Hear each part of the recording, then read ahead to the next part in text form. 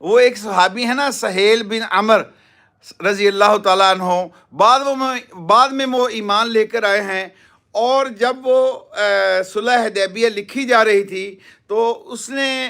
لکھنے سے انکار کر دیا تھا کہ جب حضور اکرم صلی اللہ علیہ وسلم فرمایا کہ اس صلح کے اوپر نیچے لکھو محمد الرسول اللہ، میں اللہ کا رسول ہوں، محمد اللہ کا رسول ہوں، تو اس نے لکھنے سے انکار کر دیا تھا، اور اس نے کہا تھا کہ میں تو اس کے اوپر نہیں لکھوں گا، میں آپ کو اللہ کا رسول نہیں مانتا، میں آپ کو اللہ کا رسول نہیں مانتا، میں تو محمد بن طالب لکھوں گا یا وہ محمد بن عبداللہ لکھوں گا۔